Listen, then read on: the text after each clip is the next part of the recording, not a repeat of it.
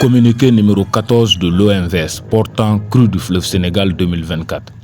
L'Organisation pour la mise en valeur du fleuve Sénégal suit de près l'évolution de la situation hydrologique actuelle du fleuve Sénégal, marquée par une pluviométrie exceptionnelle entraînant des débits importants sur le fleuve Sénégal.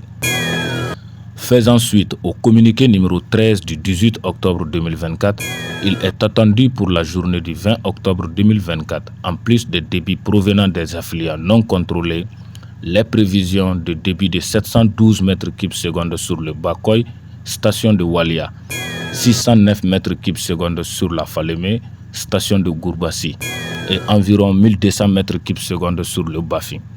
Manantali, cote de ce jour 208,24 mètres hygiène. La tendance des prévisions de débit est à la baisse sur les trois principaux affluents du fleuve Sénégal.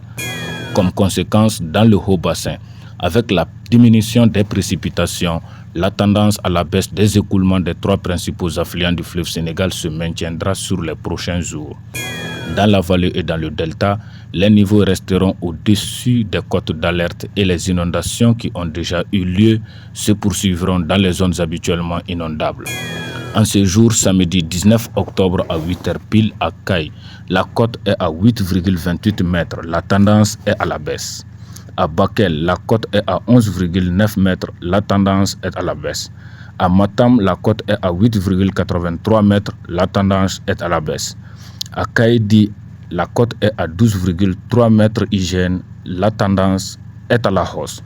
À Podor, la cote est à 5,63 mètres. La tendance est à la hausse. À Dagana, la cote est à 3,77 mètres. La tendance est à la hausse.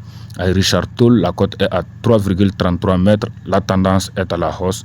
À Saint-Louis, la cote est à 1,36 mètres. La tendance est à la hausse.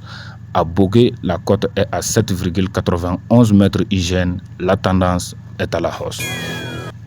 Comme recommandation, conformément aux consignes de mise en œuvre du plan d'alerte du fleuve Sénégal, la vigilance orange reste activée sur la plupart des localités riveraines du fleuve Sénégal, avec la zone de Caille en vigilance jaune, avec une tendance à vigilance rouge dans les zones de l'Exeiba D, Podor, Kaïdi, Tekan, Dagana et Jder El Moughen, Bogué. L'OMVS dispose d'un plan d'alerte intégrant les dernières données hydrologiques et les impacts potentiels du changement climatique.